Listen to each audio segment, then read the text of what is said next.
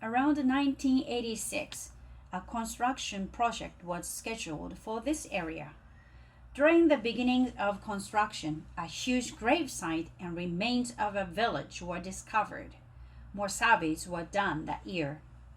In February 1989, a huge debate about the site was picked up by the press, as it may be the birthplace of the Yamate Kingdom. This began the Yoshinogari fever, and an area of large burial jars were discovered at the northern burial mound. They contained artifacts including bronze swords and cylindrical glass jewelry. Over the next 3 months, around 1 million people visited the site. From this beginning, this historical park was constructed on the remains of excavations also at the site. Two distinct villages were reconstructed showing the early and late Yayoi period as well as buildings during the transition in between. Here is a map of the park. Here is a more clear map. This is a main gate to the park. This is a bridge crossing a river into the park. You can see the roofs of the late Yayoi period buildings in the distance. Here is a plaque explaining about the restoration of the buildings. This park covers the entire remains of Yoshinogari, a special historic site to preserve and restore the original buildings of the period, late Yayoi period. It was impossible to restore the buildings in a three-dimensional manner using only the excavation survey material. Thus, the following articles were referred to and committee of experts from the field of archaeology, ancient architectonics, ethical studies, and life history collaborated to make the best assessments concerning daily life in that period. And now the restoration of ancient Yoshinogari is underway. Number 1. Excavated materials from ruins all over Japan, covering the periods of Jomon through Kofun. Number 2. Chinese documents and related to materials. Number 3. Case studies of folklore. The buildings being restored at this park are currently considered to be true to this period. However, there are other researchers with varying opinions. We believe adjustments to the restored sites may be necessary based on new discoveries and information following further research and studies. Jomon period, which was from about 14,000 BC to 1000 BC, was the equivalent of the Tool Age in Europe, Africa, and other parts of Asia. The Jomon people of the south of Japan were smaller than the Yayoi people and heavier eyebrows, long thigh bones, and longer forearms as well. The Yayoi people were originally from Korea, although they were not quite the same as other Koreans, with an early form of Japanese spoken rather than the early Korean that the rest of the people in Korean spoke. Traditional records show the Yayoi period from about 400 BC to 300 AD. It has been also estimated it began around 1000 BC.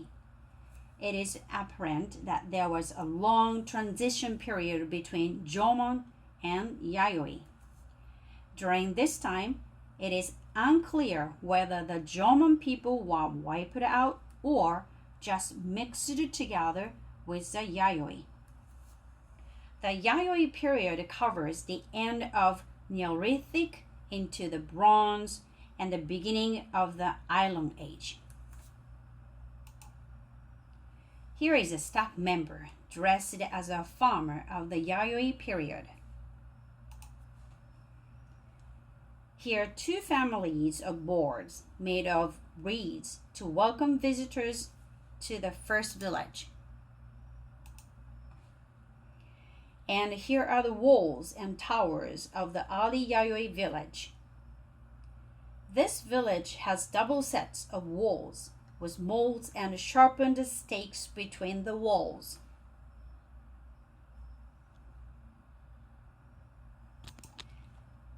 Here is a better look at the early Yayoi walls.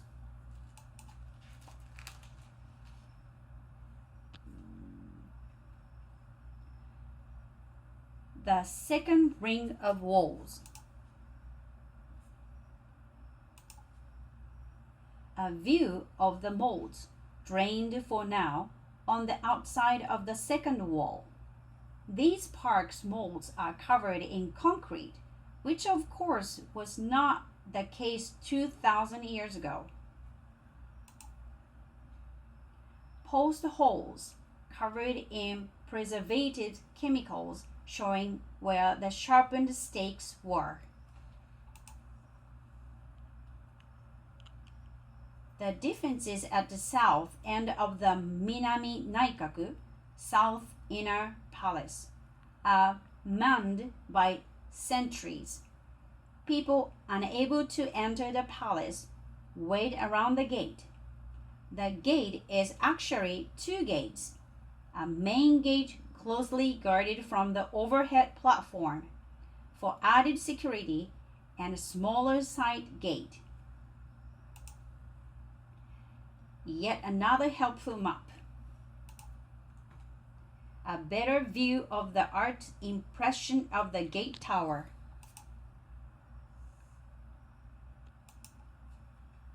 And we go into the museum. These are the oldest partly shards. A view from the air of the park in relation to the countryside around it. The park area is marked in red. Rebuilt huge rice storage pots. Glass cylindrical bees making kings. How the king bees were worn. Bronze swords found at the site. A replica of the bronze hinge and an image of the box that it would have been used with. A bronze spear mold. Evidence on skeletons of injury from bronze weapons. Remains of polished stone daggers. Tipped stone arrowheads. These were found in the abdomen of a skeleton, showing evidence of ritual murder or execution. Here is how the arrowheads were found. More tipped stone arrowheads. Here are polished stone arrowheads.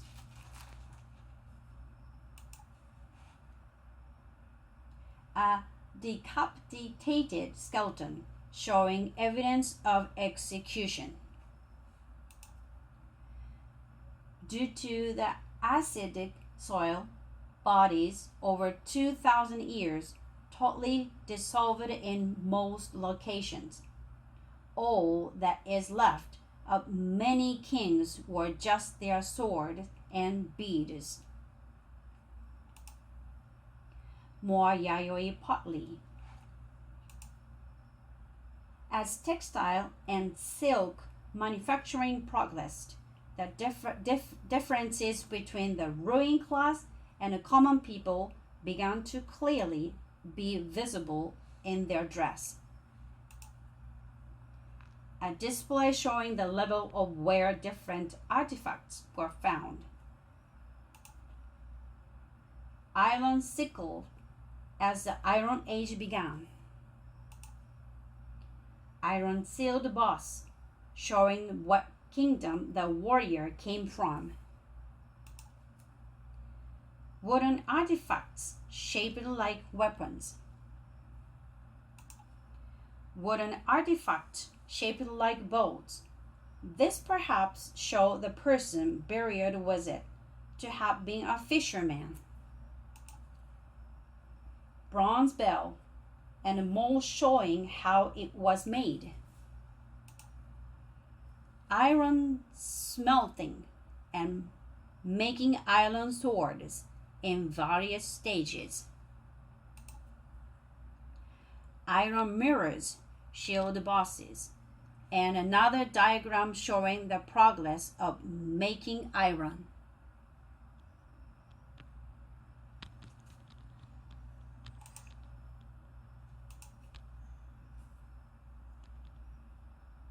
Back outside at the gate tower, and we enter the inner village.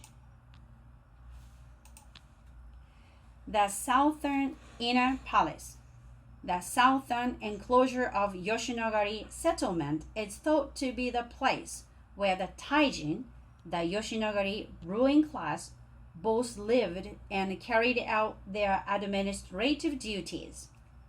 Guarded at strategic points by watchtowers, the houses of the O, king, and Taijin, the kitchens that provide meals, and the main assembly hall where meetings were held, surround a central gathering place at the center of the enclosure.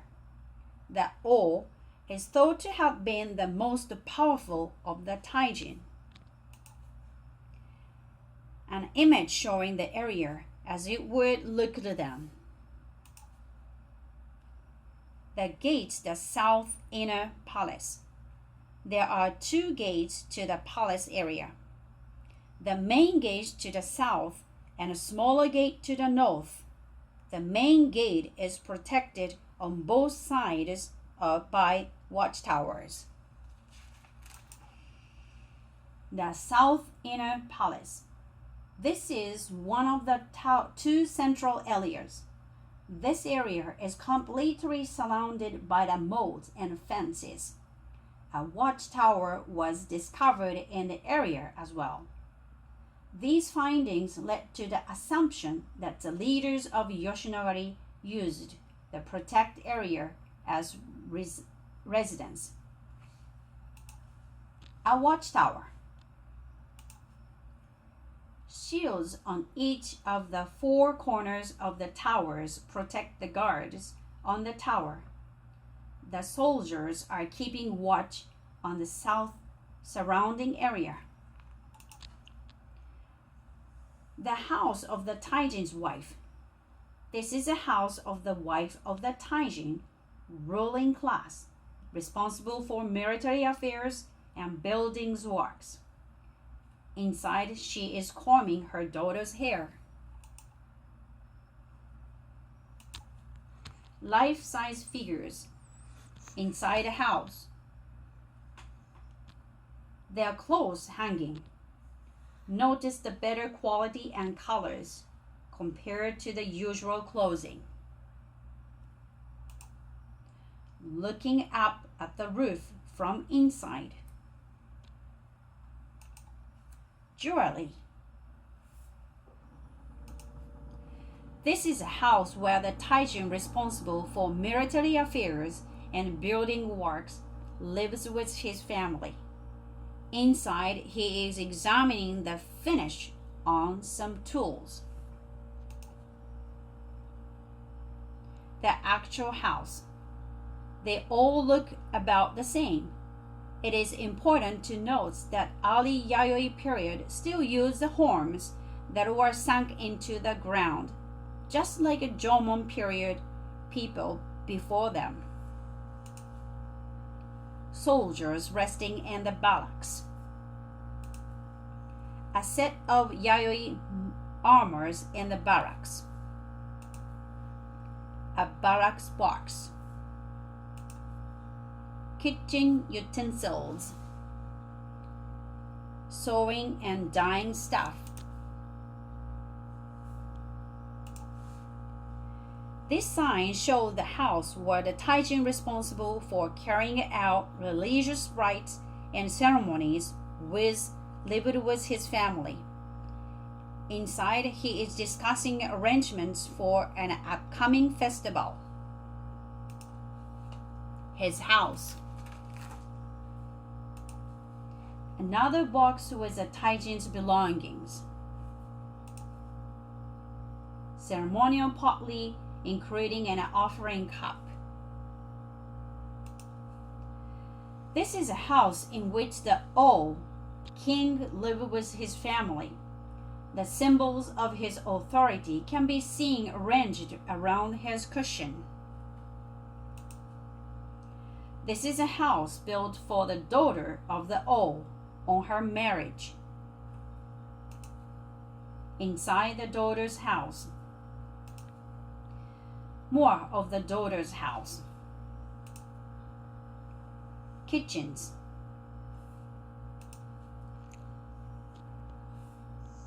This is a building where meals are prepared. From here, the roof is taken to the houses of the king and other Taijins. The kitchen from the outside.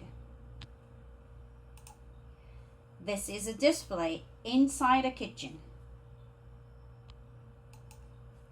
More display inside a kitchen. This is a house of the O's wife. On occasion, she may sit outside the house and pass the time weaving. The old wife's house. Inside the house. The wife's bed. This is a house where the Taijin responsible for diplomatic affairs lived with his family. Inside, he is receiving an envoys from another kingdom. Here they are. The Taijin is the one with the better clothes. Also in the same house. Assembly hall. Here the O and the Taijin assemble to take part in ceremonies and discuss matters of policy. The hall with a few more guides in period costume, relaxing from the hot day. This is a house where the Taijin responsible for judicial affairs lived with his family. He is receiving a report from a soldier standing at the entrance to the house.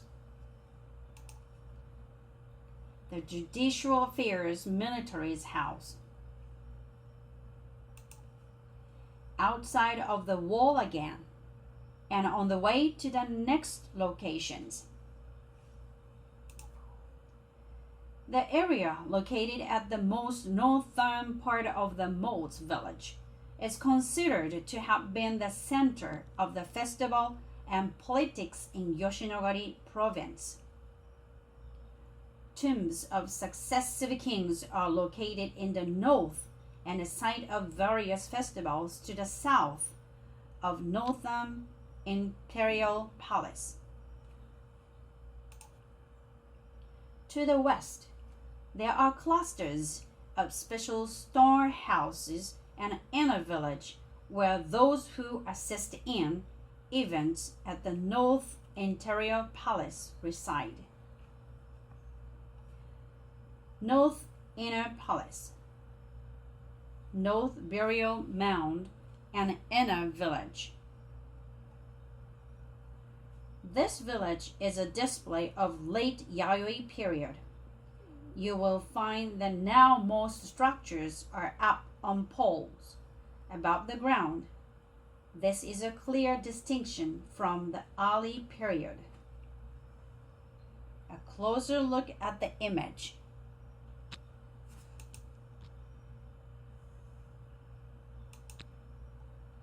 on the way to the storehouses.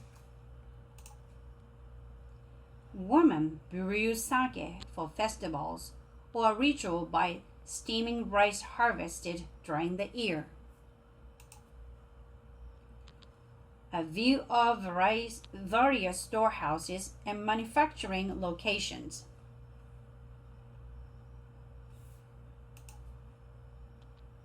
Sericulture house.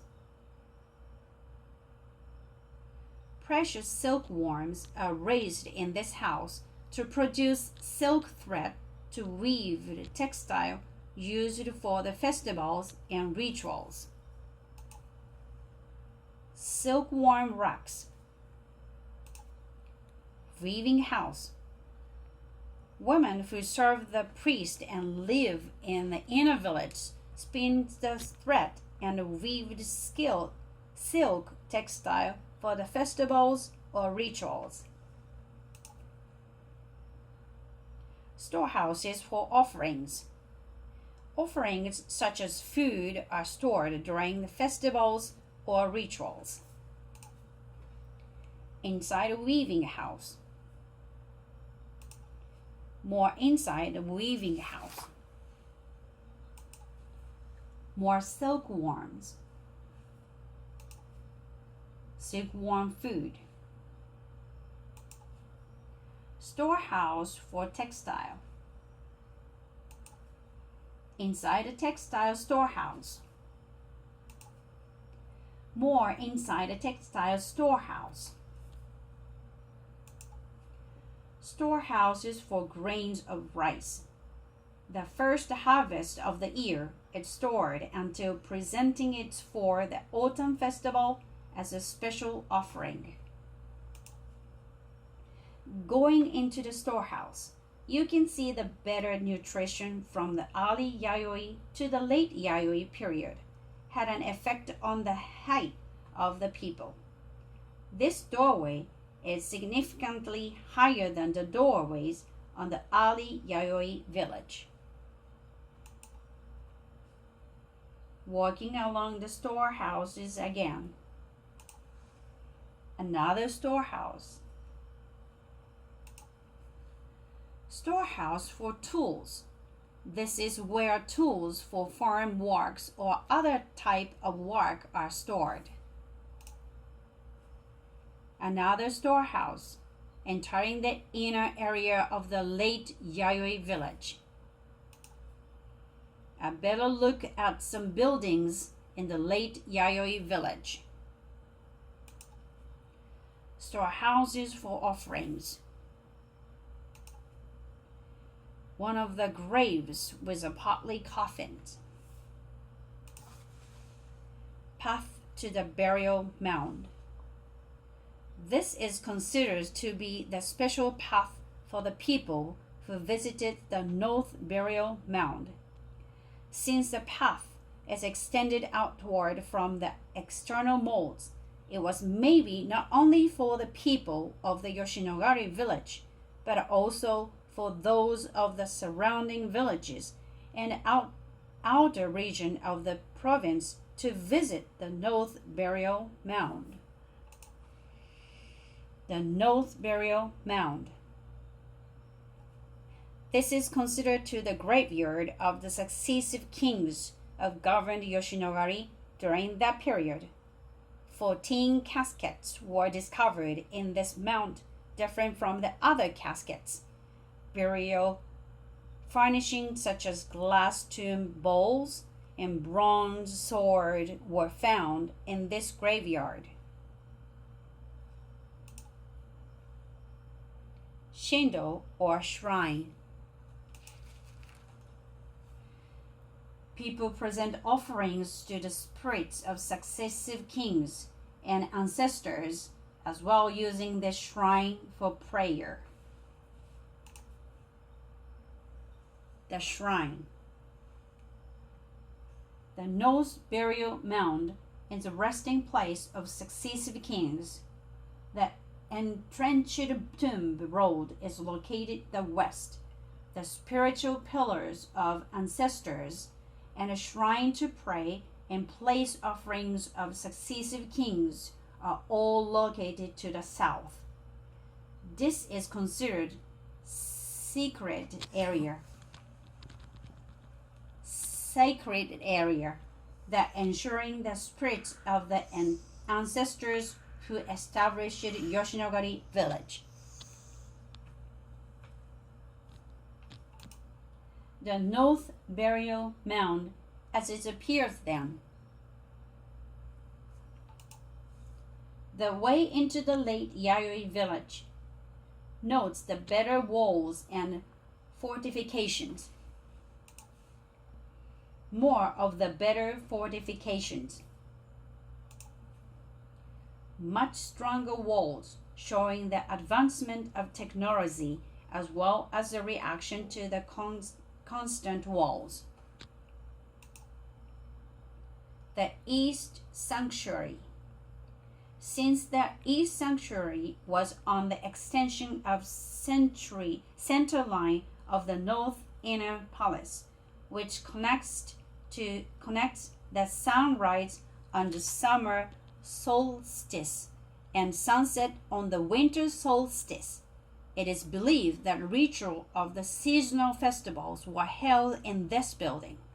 Moreover, evidence points to the possibility that shrine was rebuilt many times, putting forth the possibility that it may have been rebuilt for each and every festival held. God Tower, late Yayoi period. Priest House. Ceremonial artifacts. Priests were seldom ever seen. They kept in their private rooms like this most of the time. Pit dwelling for the valet's residence. This is the only pit dwelling in the North Inner Palace, and considered to be the residence of the closest valets, who served and took care of the highest ranking priest. Valet's bed. Inside the valet's house. In a throne room, later Yayoi period. Taijin nobles and other important people listening to the king. Notes that he is wearing a purple considered only for royalty. A video that explained the throne room. This was the second floor. The head priest or spiritualist is trying to be possessed by the supernatural power to receive proficiencies from the ancestors, accompanied by the music of a Japanese harp. Her body and head are wrapped in the vines, while holding a bamboo leaves in her hands. People who understand and communicate the prophecies and standing close by. The spiritualists use mirrors, beads, and swords to communicate with ancestors. The image of the ceremony. Figurines showing the ceremony. A Japanese harp or koto. At this point, we will now discuss Queen Himiko, who ruled somewhere around 170 to 248 AD. The Chinese kingdom of Wei recognized her then as a ruler of Wa, friend of Wei. Wa was a Chinese name for the Yamate Japanese kingdom at the time. Many male kings were preceding her, but she was selected to end the constant wars of succession. She was already very old when she became the queen.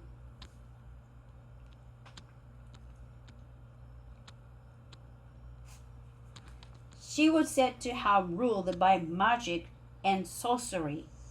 She had 1,000 women as servants, but only one man who brought food and drink to her, and was her communication connection to the other people. Following her, queens were often chosen in order to avoid the constant wars of succession. In popular story, she is either a wise old woman or more recently a sexy seductress or perky pretty magician. The road to the northern burial ground again. The mound from the outside. This king's power of 2,100 years ago. About 2,100 years ago, people were buried in this area. They were thought to be people of high rank, such as kings or community chiefs in Yoshinogari village. Now they woke up from the long sleep to tell us what happened in that period. And within the display of the excavation site that you are facing to, the surface of the remains and the burial jars are real artifacts. Inside the mound, a chart showing how they were buried. More about how they were buried. More about how they are buried. And more about how they were buried. Burial jars are over the burial area. The black painted ones were for kings. The eventual process of building the mold. More of the eventual process of building the mold. Models of the shape of other mounds in Japan. And the keyhole shape. This one is in Nara.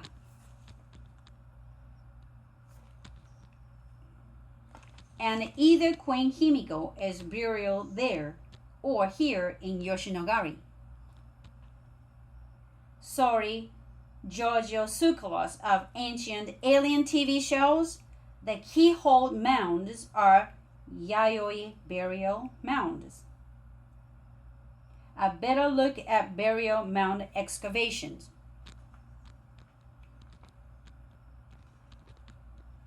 Standing stone, again marking yayoi burial mounds, not ancient aliens. The keyhole burial mound in Nara. A fine reproduction of Yayoi King's swords. A Yayoi King in his coffin, with his royal necklace and swords. A closer look at the king. The burial ceremony of a king. More of the burial ceremony of a king. This ends this video on the Yoshinogari Historical Park and the Yayoi period.